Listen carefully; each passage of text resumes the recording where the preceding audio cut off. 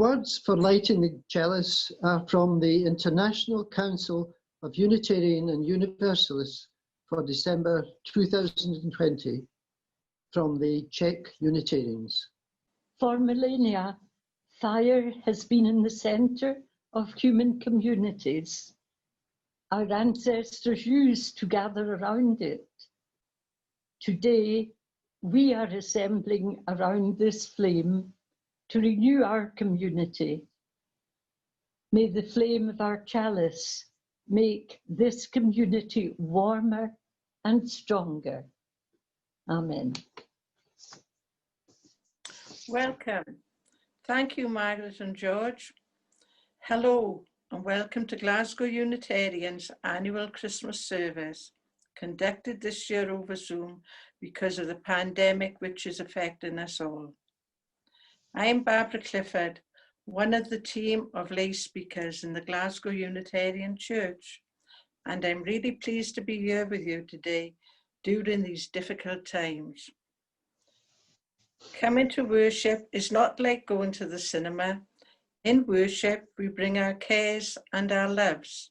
We bring our failures and our successes, and we wait, not to be entertained, but for the opportunity to share our values. Our concerns are our hopes and our commitments. We affirm each other, we share forgiveness and inspiration, we give shape and depth to our daily lives and show compassion to those we meet. My opening words this morning are from a book called Fill My Stocking, and the editor is Alan Titchmarsh. I think everyone would have heard of Alan from his gardening programs on the television. And the piece that I'm going to read is written by Australian poet Pam Brown. We open our presents, laugh together, sit down to eat, but beyond the window, out there in the darkness, are those for whom Christmas brings no respite. Some knew our world once and have lost it, or been exiled from it, or had it taken from them. It is right to show our love for one another at Christmas, to share a meal, to exchange gifts, to be happy. But I wish that we privileged few could hear the voices of all those beyond our windows. They are individuals, each complex and unique, valuable as we are. Our first carol this morning will be Joy to the World. Words will appear on the screen, and since we're all muted, our voices will not clash, so we can sing robustly at home. Our first hymn, Joy to the World, number 96.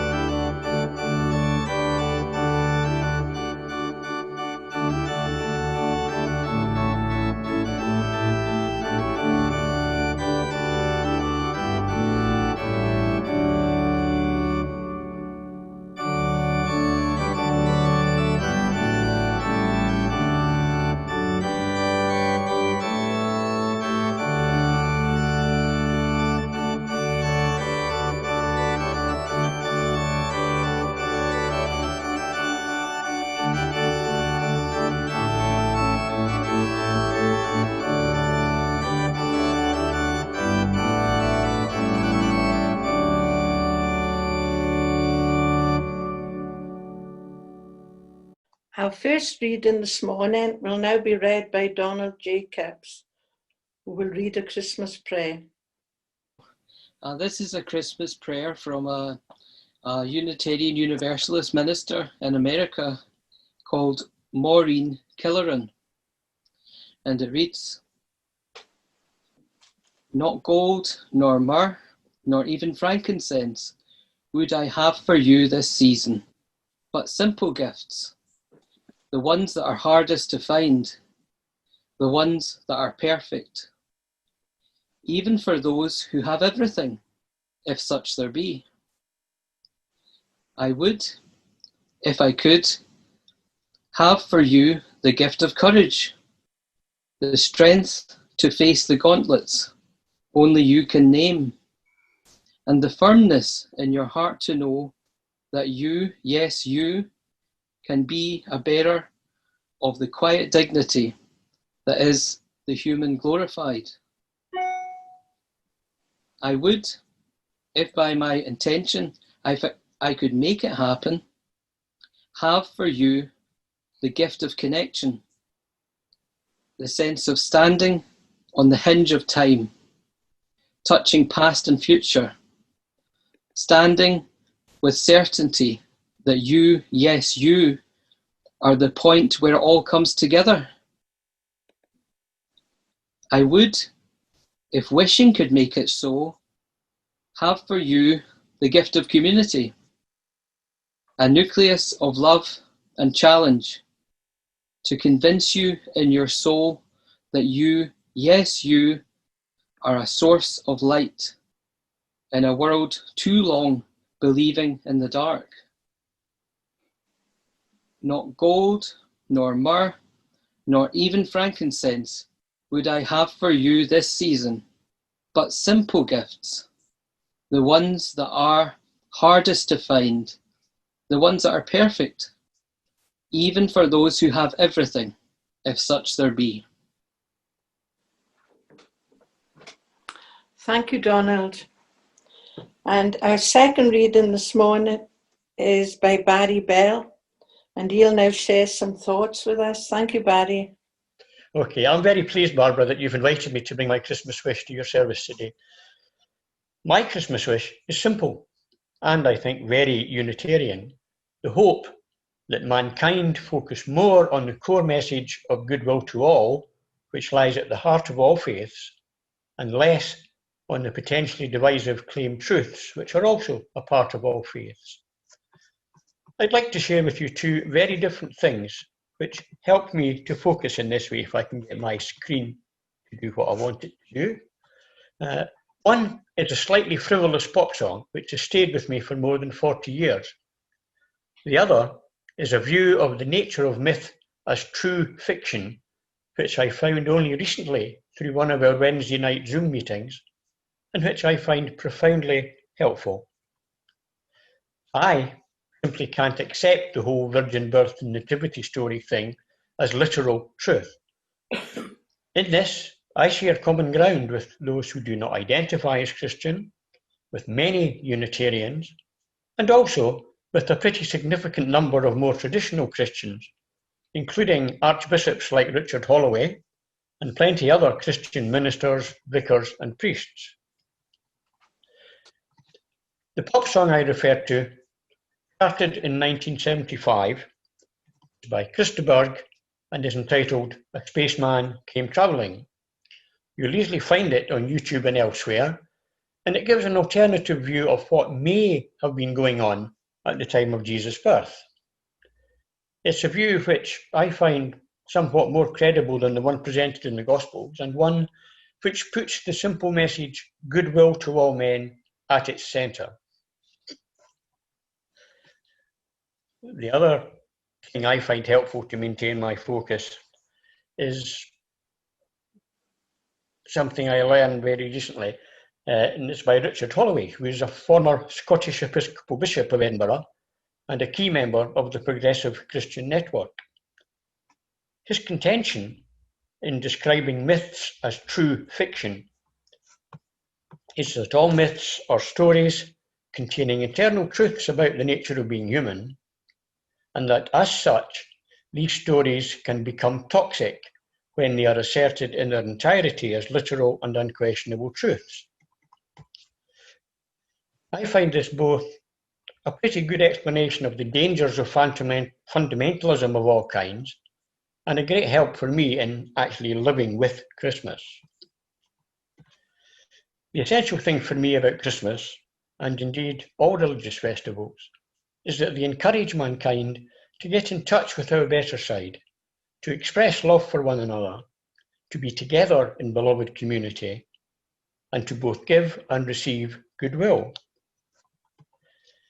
It is then my Christmas wish that mankind focus more on the core message of goodwill to all, which lies at the heart of all faiths, and less on the potentially divisive claimed truths, which are also a part of all faiths. Thank you.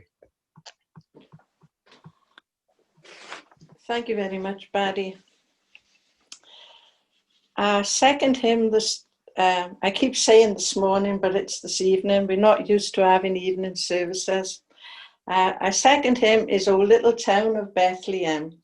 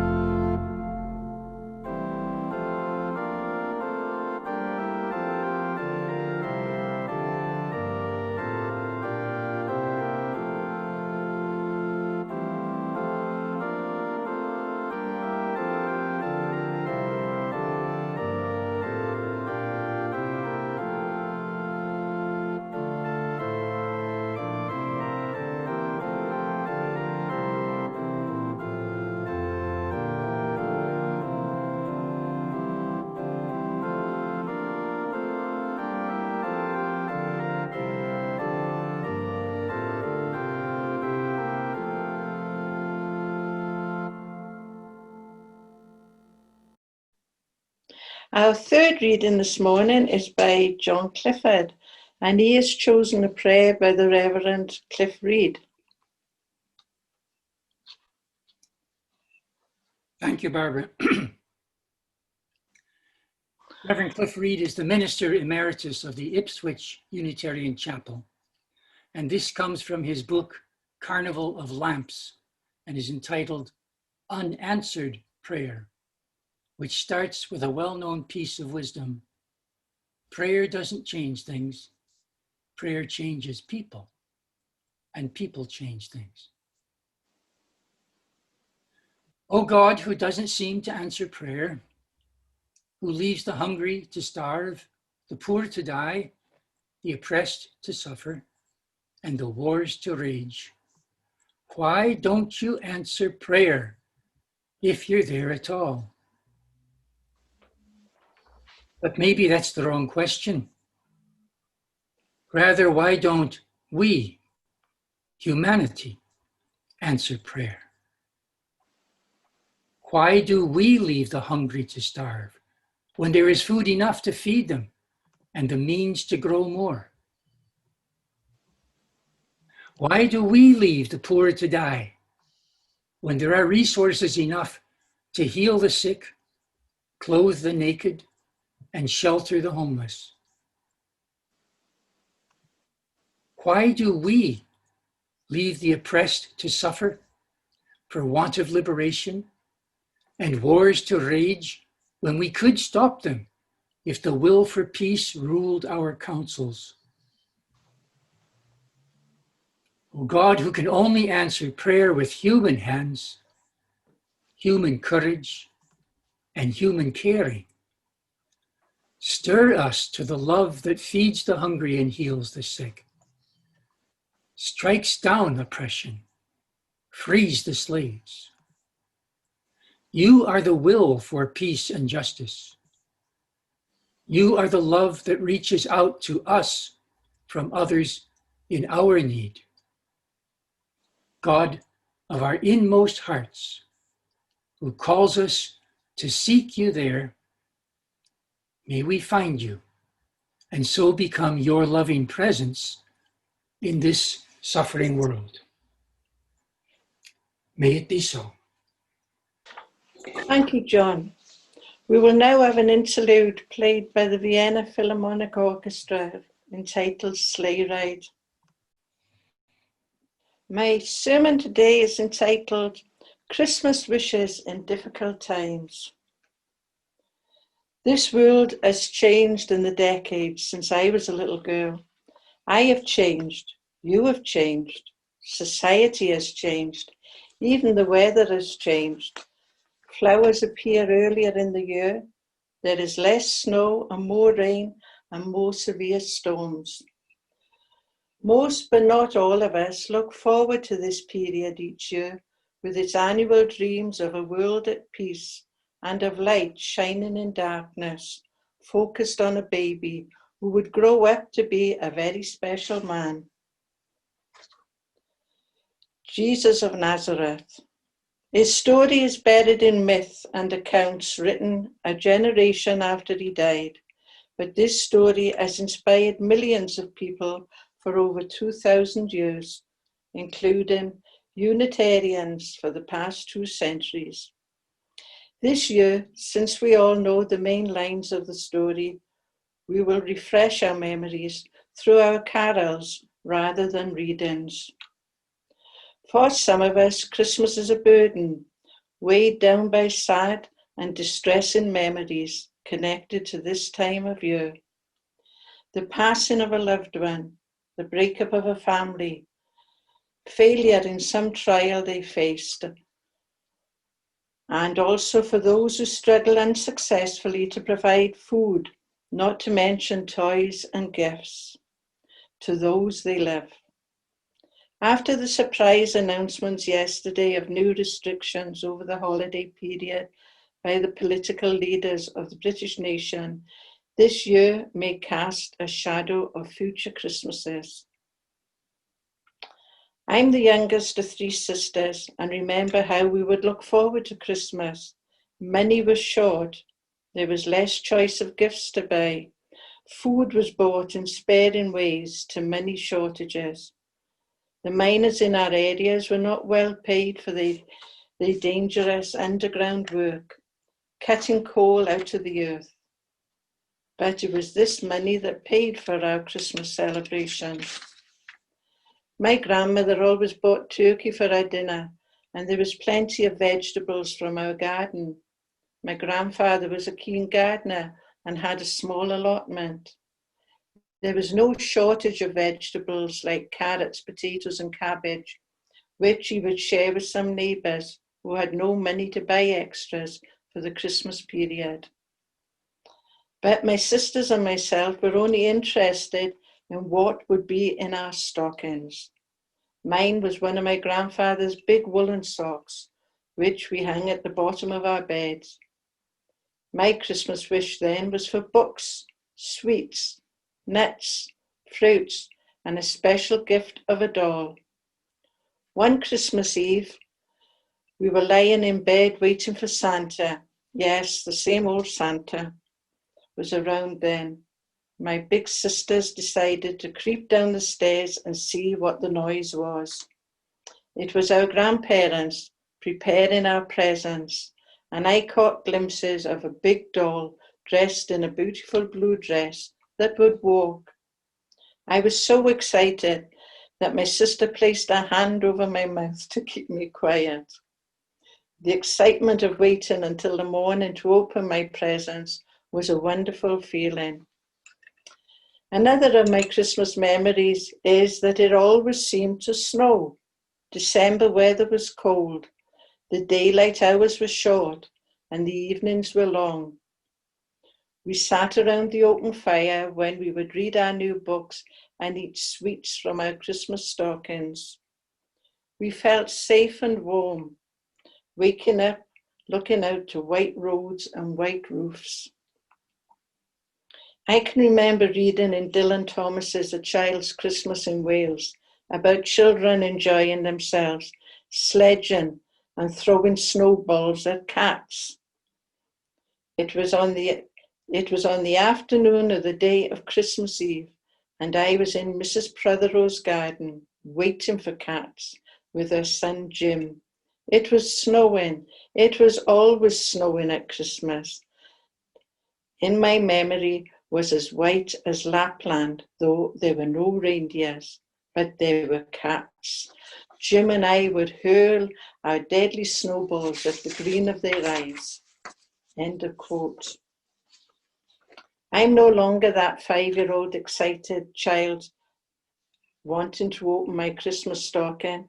I need to find ways to look at our current situation in a positive way. This Christmas, there's no doubt we have a long, difficult winter ahead of us, made worse by the news of a new strain of the COVID virus.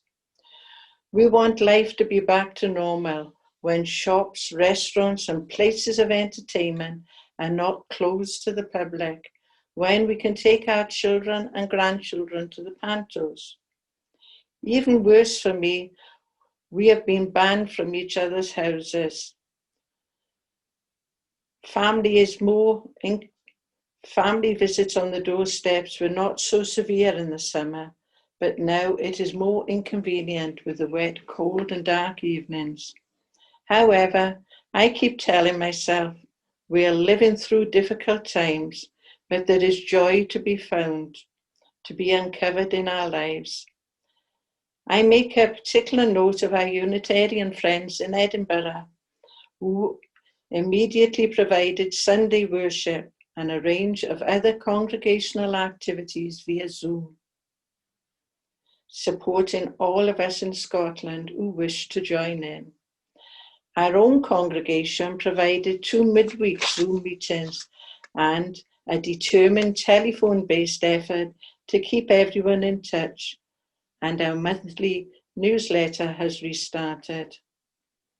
So my first Christmas wish in these difficult times is that I wish for everyone that they find some pleasure that helps others. I'll give an example from one of my non-church friends. A friend who did catch and live through the COVID virus finds her joy in cooking cakes and supplying her neighbours with fresh homemade banana loaf several times a week. I recently visited her at her front door for a chat, and as I was leaving, guess what? She gave me a freshly made banana loaf. Imagine the pleasure she has in baking several times a week and knowing her cakes would be well received.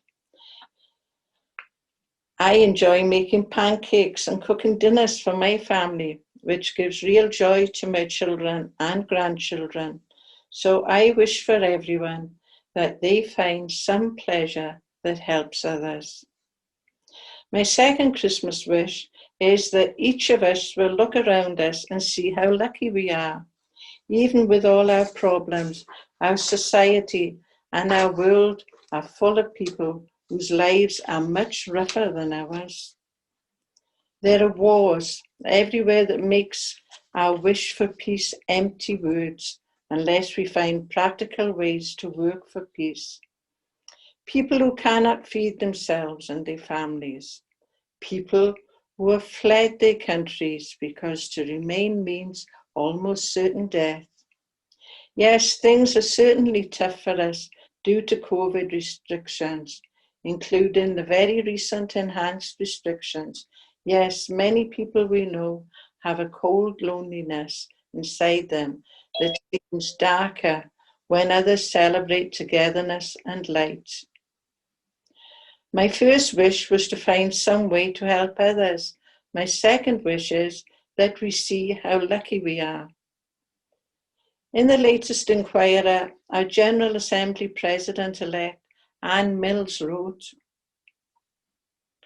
"As we approach Christmas each year, we might be forgiven for thinking that commercialism is its sole aim as we rush around preparing for the big day.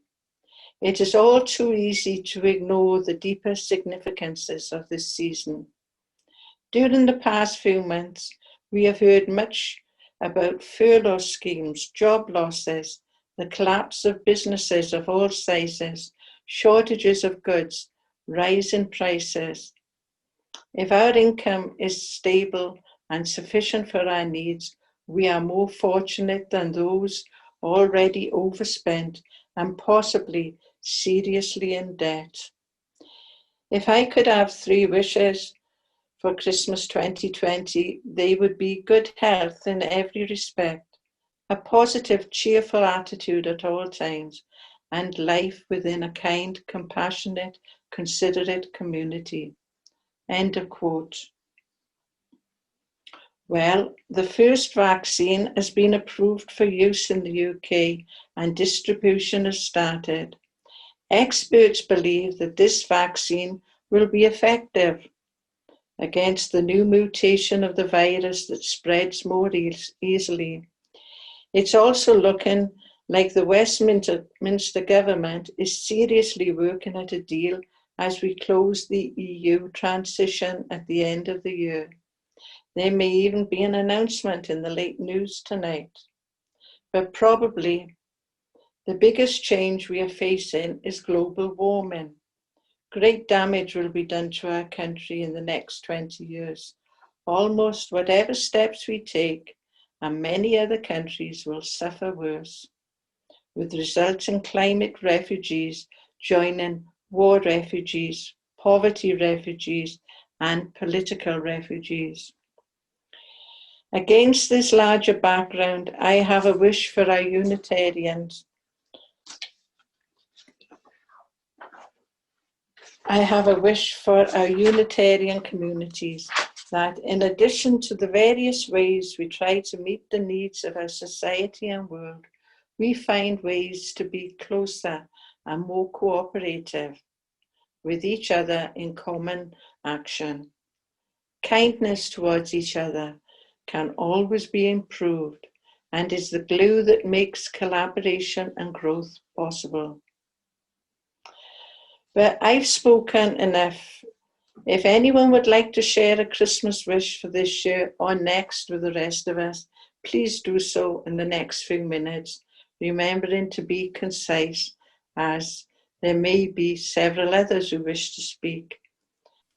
Well, I'd like to share a thought, and that's the feeling of sympathy that I have with all the families who have been so disappointed by the latest news, which means that they're not going to be seeing their loved ones. I can think of quite a lot of parents who have been desperate to have their children back at home, but because of the new restrictions, that's not possible. I'm very, very grateful that the 3 of us, that's my wife and my daughter, are living together in the same house. We'd always planned a Christmas, just the 3 of us, and that will be possible, and our sympathies go out to those who have been less fortunate. I'm also so grateful my elderly mother in the care home, well, she was tested positive for the virus at the end of October. She suffered nothing worse than a really sore throat. She was cheerful throughout everything and all the restrictions that were placed upon her. And on Friday, she was one of the very first people in East Renfrewshire to be given the vaccine. I'm so grateful for that wonderful success story, such as touched my family. And I am full of sympathy for those who have been less fortunate. Thank you, Roddy. Thank you. And that's a wonderful story, to know that your mum is back healthy again. Barbara, if I could just say quickly, it struck me when you were talking about changes and how everything changes, and you mentioned even the weather changes. I mean, in Scotland, we know that it changes from minute to minute, but in the more general sense, over a lifetime, the weather changes. I can always remember my granda telling us the seasons aren't what they used to be, you know, it's not the same anymore. And I found that hard to believe, but even in my shorter lifetime, I can see there's definitely less snow in the winter. And I, for one, miss that because I love the snow. And the idea of future winters with no snow makes me strangely depressed somehow. And that's all I wanted to add. Thank you very much, Barbara. Thank you, Donald. Well, we'll go on to our last carol, which will be Silent Night, quite appropriate for the end of the evening here. And after that, there will be a short period of silence for your personal reflection.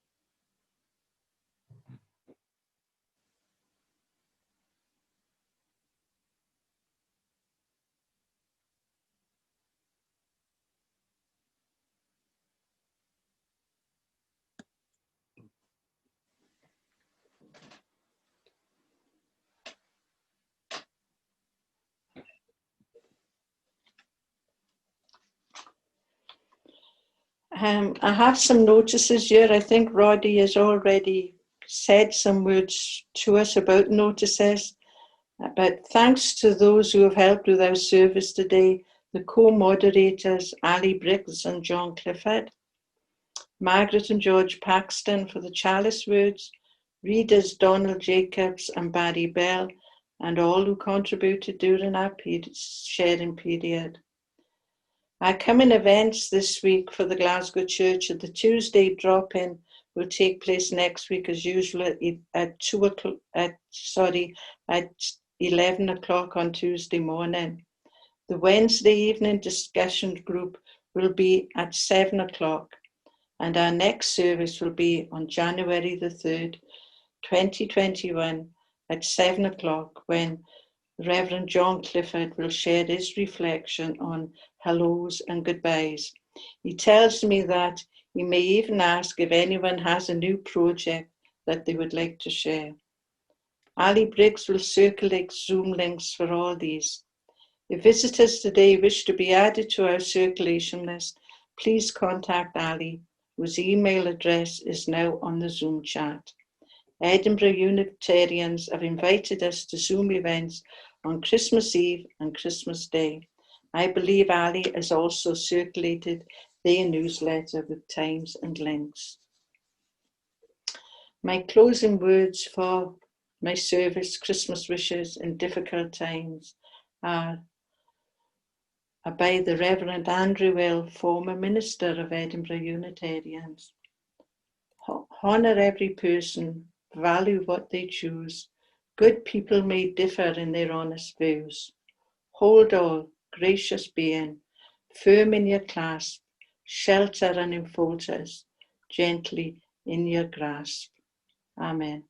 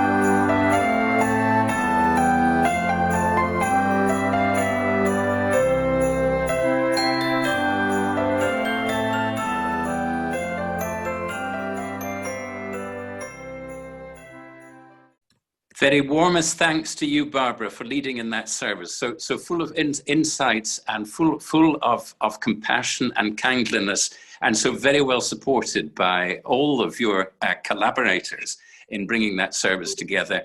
May we all wish you and John a very Merry Christmas, and let's wish a very Merry Christmas to ourselves. Thank you, one and all. Yeah, and I wish everyone a Merry Christmas as possible. Okay. Thank you. Thank you. Thank you. And to you.